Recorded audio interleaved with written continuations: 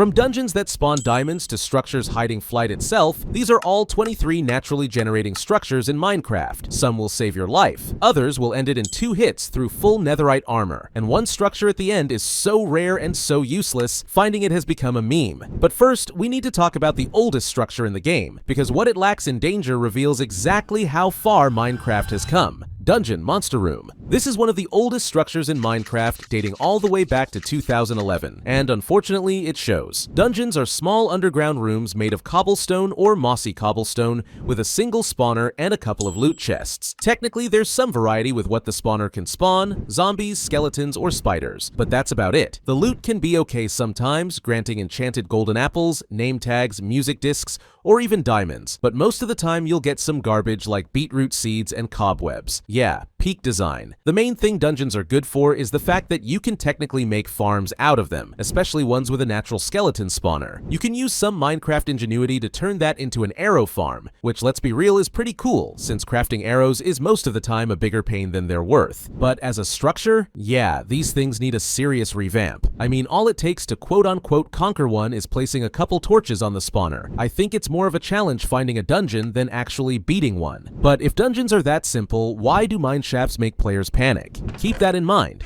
because the answer involves tiny spiders and your worst nightmare. Mineshaft. Abandoned mineshafts are large, complex underground tunnels that contain wood, rails, and minecarts with chests filled with loot. These things sprawl for hundreds of blocks in multiple directions, cutting through caves and ravines like some forgotten mining operation just gave up halfway through. The wooden supports are made of oak planks and fences, with rails running along the floor and the occasional minecart with a chest sitting there waiting to be looted. In some cases, cave spider mob spawners can be found encased within a cluster of cobwebs. And let me tell you, cave spiders are annoying. They're small, fast, poisonous, and they can fit through spaces regular spiders can't. Clearing out a spawner room means dealing with cobwebs that slow you down while tiny spiders jump at your face. Fun times. The loot ranges from useful to mediocre enchanted books, iron ingots, rails, and occasionally diamonds if you're lucky. But the real value is the wood and rails you can harvest. Early game, finding a mineshaft means free building materials and transportation infrastructure. Late game, they're mostly just in the way when you're strip mining for diamonds. Mineshafts sprawl underground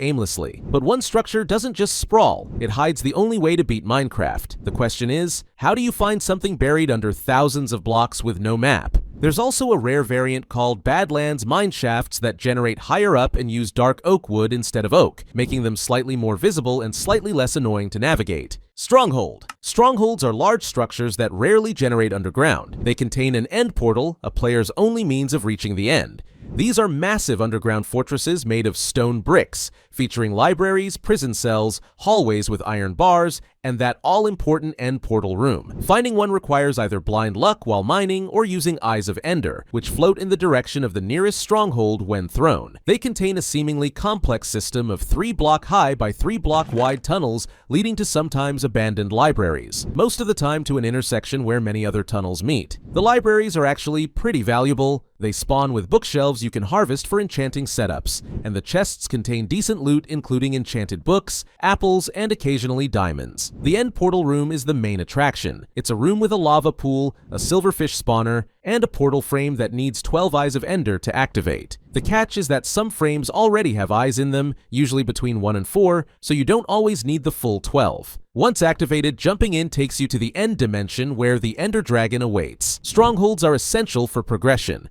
There's no other way to access the end, making them one of the most important structures in the game despite being a pain to locate. Strongholds unlock the end, but deep below them, something else waits. Something that can hear your footsteps from 40 blocks away and kill you faster than the Ender Dragon ever could. And you'll need to face it if you want the rarest loot in the game: Ancient City. Ancient cities are massive underground structures that generate exclusively in deep, dark biomes, typically at Y level -52 or lower. These are hands down the most dangerous structures in Minecraft because they're home to the Warden, a blind mob that tracks you through sound and can kill you in 2 hits, even with full netherite armor. The The cities are built from deep slate and skulk blocks, with eerie blue-green lighting from skulk sensors and shriekers scattered everywhere. The layout includes massive frame structures that look like portals, basements filled with loot chests, and corridors with redstone contraptions. The loot is incredible. Enchanted diamond gear, enchanted golden apples, echo shards that craft recovery compasses, and various disc fragments that combine into Music Disc 5. The problem is getting it without dying. Skulk shriekers activate when you make noise, and after 3 activations, they spawn a warden that can smell you from 40 blocks away and has 500 health points. The strategy is simple. Sneak everywhere, place wool to muffle your footsteps, destroy shriekers before they activate, and absolutely do not try to fight the warden unless you have a death wish. Ancient cities are endgame content that reward careful players with some of the best loot in the game, but one mistake and you're respawning back at your bed, wondering what went wrong. Ancient cities punish noise. But what if I told you there's a structure where making noise isn't the danger it's showing your face? Because in the Nether, not wearing gold is a death sentence. Bastion Remnant. Bastion remnants are large structures found in the Nether. These are the crumbling remains of Piglin civilization, built from blackstone and basalt, featuring 4 different variants: housing units, stables, treasure rooms, and bridges. Each variant has its own layout and loot distribution, but they all spawn piglins, piglin brutes, and hoglins that will absolutely murder you if you're not prepared. Housing units are residential areas with multiple levels, chests scattered throughout, and gold blocks you can mine if you're careful. Stables have hoglin spawners and more open layouts, making combat easier but loot less concentrated. Treasure rooms are the jackpot. They have a central loot chest surrounded by lava and magma cube spawners, often containing netherite upgrade templates, ancient debris, and enchanted diamond gear. Bridges are massive spans connecting 2 ends with loot chests in the center and sides. The key to looting bastions is wearing gold armor, which makes piglins neutral, and avoiding piglin brutes who are always hostile regardless of what you're wearing. Brutes hit hard, have lots of health, and don't care about gold, so you either need to fight them or sneak past. The loot makes it worth the risk. Bastions are one of the best places to find netherite upgrade templates, crying obsidian, and ancient debris without mining for hours. Bastions reward gold armor, but there's one structure in the overworld where the mobs don't care what you're wearing. They'll chase you through 3 floors, summon flying ghosts through walls, and drop an item that literally prevents death. The catch? Finding one takes hours. Woodland Mansion. Woodland mansions are large structures that spawn in dark forest biomes. These 3-story buildings are made of dark oak wood and cobblestone, featuring dozens of rooms with different layouts and purposes. Some rooms have loot chests, others have farming areas with crops, and many contain hostile mobs like Vindicators and Evokers that spawn naturally and don't despawn. Vindicators wield iron axes and charge at you with surprising speed, dealing heavy damage even through armor. Evokers are worse. They summon Vexes, small flying mobs that phase through walls and swarm you, and they cast fang attacks that erupt from the ground in lines. Clearing a mansion is a significant combat challenge that requires good gear, healing items, and patience. The rewards include the Totem of Undying, which Evokers drop and automatically saves you from death once, making it one of the most valuable items in the game. Mansions also contain unique decorative blocks like dark oak wood variants you can't get elsewhere, and the rooms themselves can be repurposed into bases if you clear out all the mobs. The main problem is finding one. They're extremely rare and only spawn thousands of blocks from spawn, requiring either an exploration map from a cartographer villager or hours of searching. Mansions hide in forests, but some structures hide in plain sight, and one of them will explode in your face if you step on the wrong block. The trap is obvious. The loot is worth it, but only if you know the trick. Desert Pyramid. Desert temples are found in desert biomes. They are pyramid-shaped and made of sandstone and colored clay. These distinctive orange structures stand out against the sand, featuring 4 towers and a hidden chamber beneath the central floor. The exterior is simple, but the real content is underground. If a player manages to safely reach the bottom of the hidden loot room without stepping on the pressure plate, they can retrieve treasure out of 4 chests, with one usually containing a notch apple. If a player steps on the pressure plate, it sets off TNT, which destroys all of the treasure. The trap is obvious once you know about it. There's a blue pressure plate in the center of the floor, surrounded by 9 TNT blocks directly underneath. Step on it and everything explodes, destroying the chests and their contents while probably killing you. The safe method is digging down from outside the pyramid or carefully breaking the floor blocks around the pressure plate, then mining the TNT for later use. The loot includes emeralds, diamonds, iron ingots, golden apples, and sometimes enchanted golden apples. Desert pyramids are common enough that you'll find several in a single desert biome, making them reliable sources of early game resources if you know how to disarm the trap. Desert pyramids trap you with TNT. Jungle temples trap you with arrows and puzzles. But what if I told you there's an entire structure underwater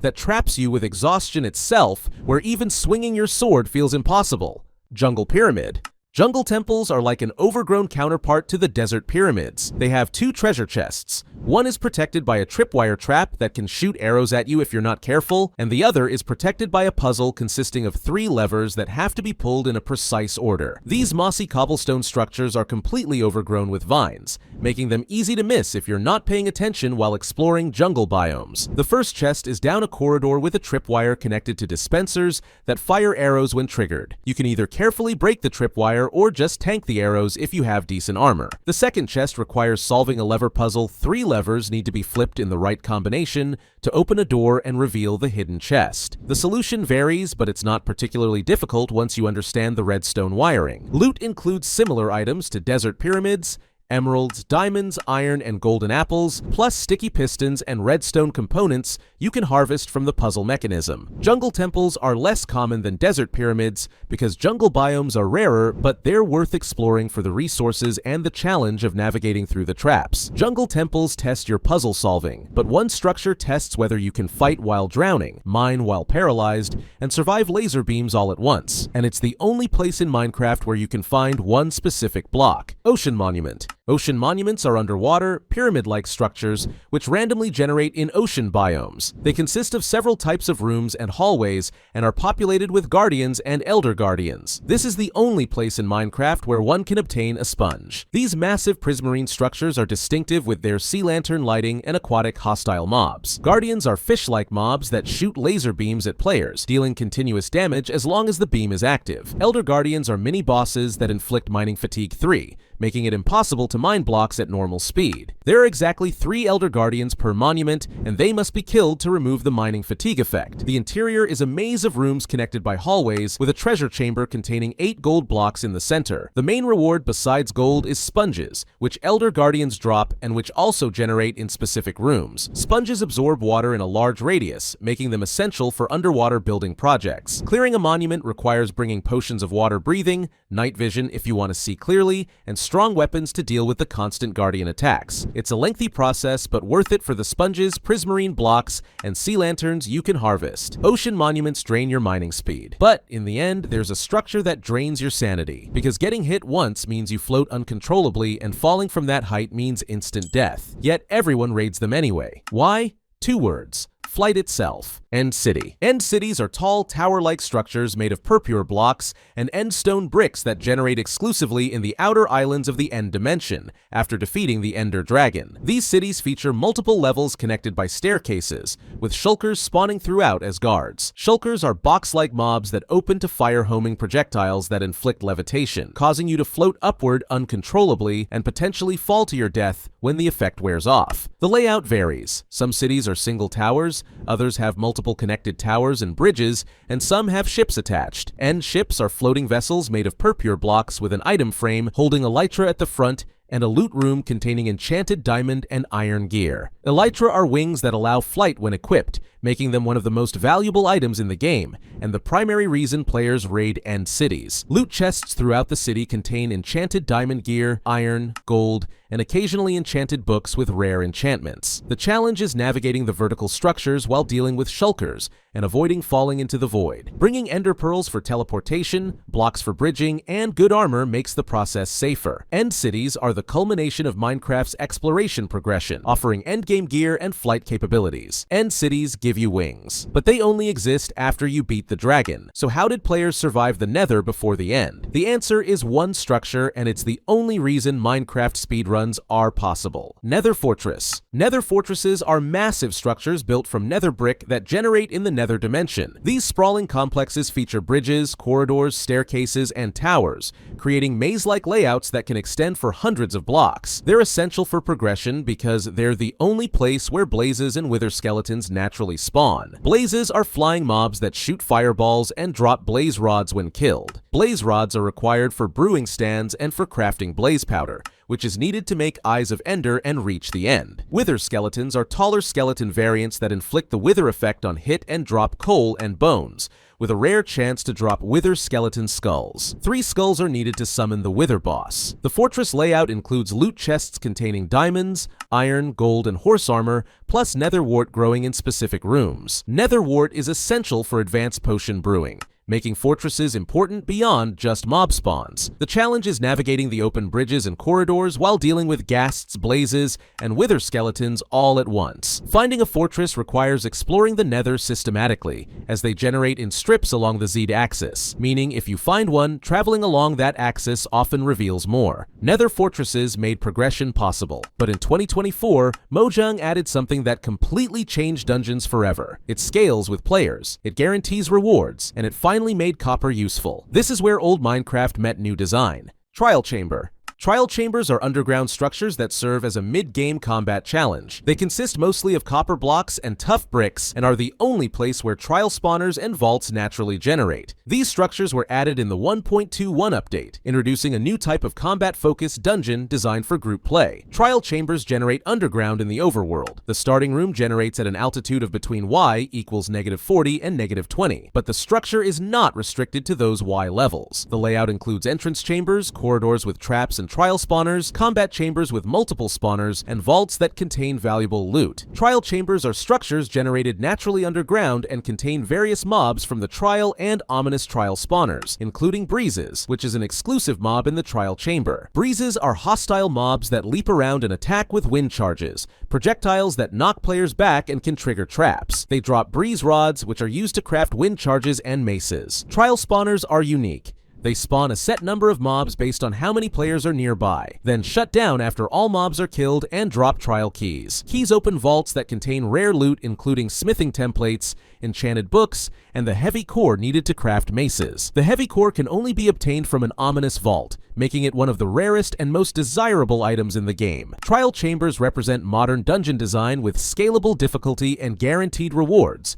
making them significantly more rewarding than older structures. Trial chambers are modern dungeon perfection, but not every structure needs combat. Some structures exist purely for survival, and one tiny igloo hides a secret that lets you cure zombie villagers without ever finding a village. Igloo. Igloos are small structures made of snow blocks and ice that generate in snowy biomes. They consist of a simple shelter with a bed, crafting table, and furnace, appearing harmless at first glance. However, some igloos have a hidden basement beneath the floor accessed by breaking the carpet and digging down through the floor blocks. The basement contains a brewing stand with potions of weakness, a chest with golden apples, and most importantly, a zombie villager and a regular villager trapped in cells. This setup allows players to cure the zombie villager early in the game, which is useful for establishing villager trading without needing to find a village first. The curing process requires a splash potion of weakness and a golden apple, both conveniently provided in the basement. Igloos are rare, and the basement variant is even rarer, generating only 50% of the time. The loot in the chest includes golden apples, wheat, and coal. Nothing spectacular, but useful early game. The real value is the zombie villager curing opportunity, which can provide significant trading discounts once the villager is cured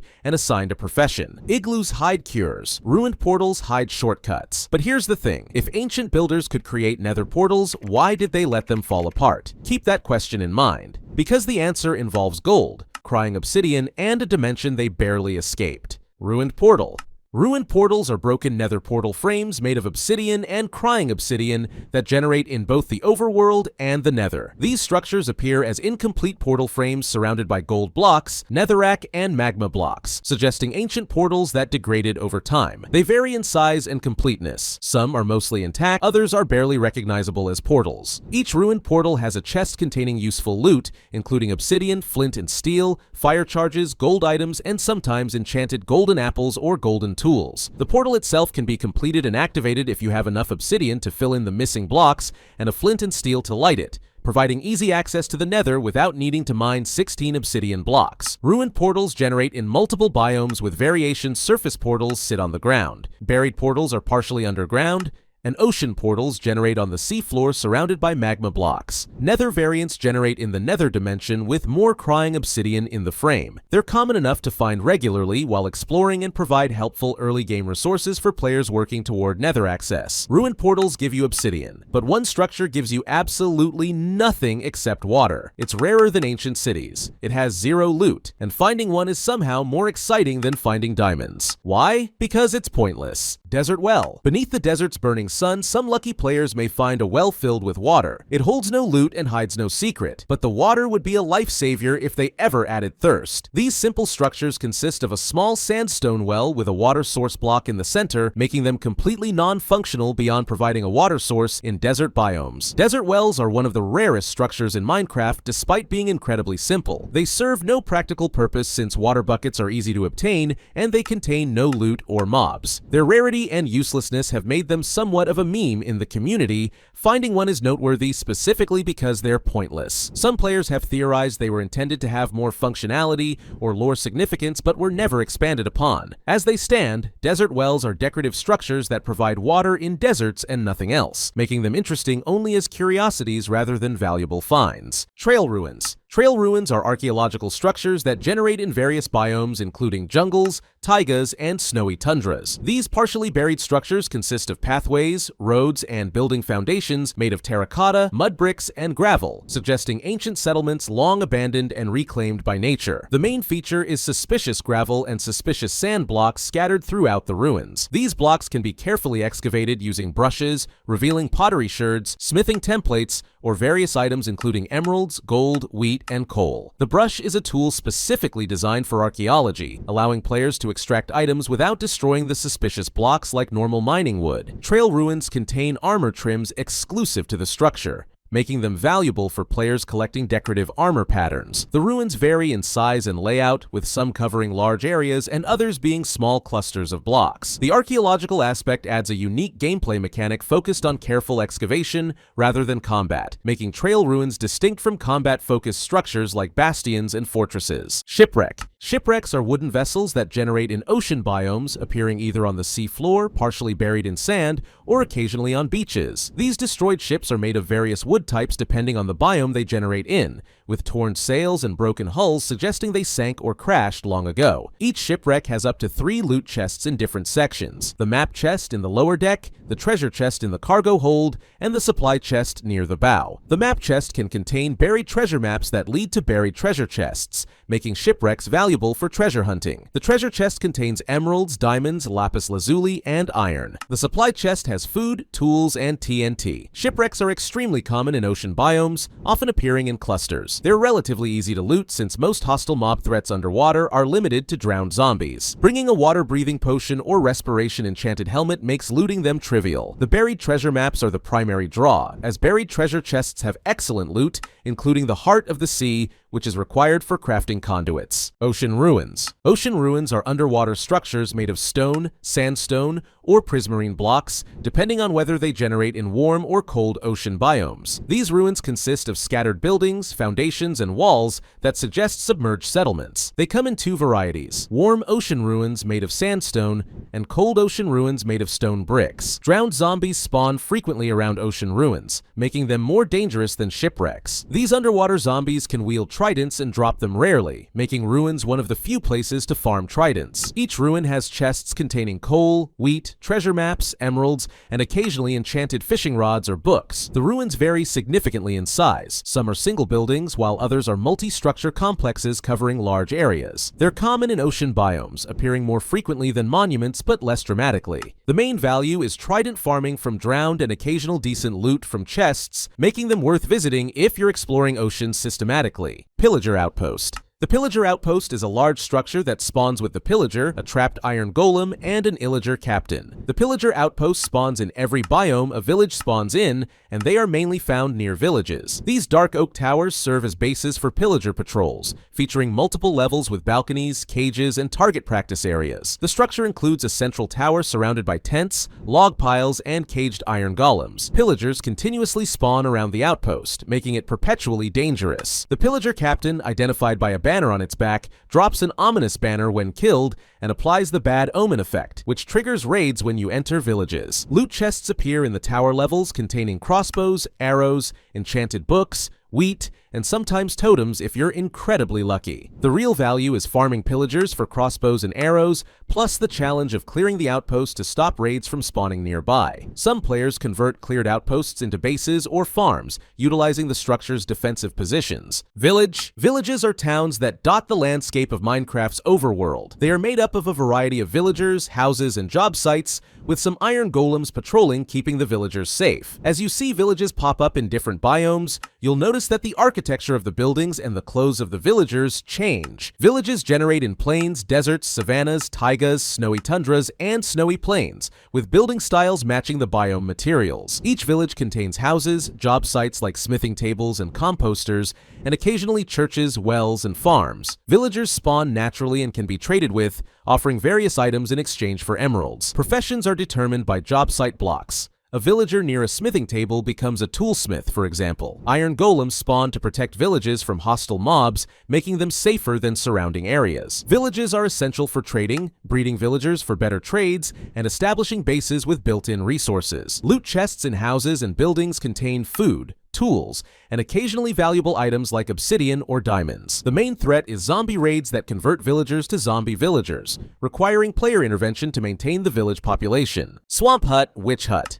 Found only in swamps, these small structures are the homes of witches and cats. Outside of a cauldron and crafting table, there is not usually much to find inside. But beware, it is said that a slain witch can always reappear. These simple wooden huts sit on stilts in swamp biomes with a single witch spawning inside and occasionally a black cat. Witches are hostile mobs that throw splash potions including poison, harming, and slowness while drinking healing and fire resistance potions to protect themselves. They're annoying to fight because of the constant potion spam, but drop useful items including redstone, glowstone dust, sugar, and spider eyes. The hut itself has no loot chests, just the cauldron and crafting table. The real value of swamp huts is building witch farms, as witches continuously respawn in the hut's vicinity. These farms produce massive amounts of redstone and glowstone dust, making them valuable for technical players. The black cat that occasionally spawns is a bonus pet opportunity. Swamp huts are rare but easy to spot in swamps due to their distinctive appearance above the water. Fossil. Fossils are rare structures made of bone blocks and coal ore that generate underground in deserts and swamps. These skeletal remains suggest ancient creatures that died and were buried, providing atmospheric world building. Fossils come in various shapes resembling skulls, spines, and ribs of large creatures. They serve no functional purpose beyond providing bone blocks, which can be crafted from bone meal but are time-consuming to gather in large quantities. The coal ore blocks are mildly useful, but not worth specifically hunting fossils for. Their main value is decorative. Many players excavate fossils completely and display them in museums or bases. Fossils are extremely rare, generating much less frequently than most other structures. Finding one is noteworthy mainly because of the rarity rather than any practical benefit. They represent Mojang's attention to environmental storytelling, adding mysterious ancient history to the world without explicit explanation. Nether fossil. Nether fossils are bone block structures that generate exclusively in soul sand valleys in the Nether. These structures are similar to overworld fossils, but appear above ground against the blue-gray fog of soul sand valleys, making them more visible than their buried counterparts. Like overworld fossils, they serve no functional purpose beyond providing bone blocks and atmospheric decoration. They're slightly more common than overworld fossils, but still rare enough that finding one is notable. The eerie appearance against the soul sand valley backdrop adds to the Nether's hostile atmosphere. Players occasionally harvest them for bone blocks to use in builds or convert to bone meal for farming. Beyond that, Nether fossils are purely decorative structures that add environmental storytelling to the Nether dimension's mysterious past. That's all 23 naturally generating structures in Minecraft. From dungeons that haven't changed since 2011 to trial chambers that scale with your friends, every structure tells you something about how Minecraft evolved. Some structures gate progression, others exist just to explode. But all of them give you a reason to explore instead of just mining in a hole. If you enjoyed this breakdown and want to see how Minecraft's updates changed everything, click the video on the screen.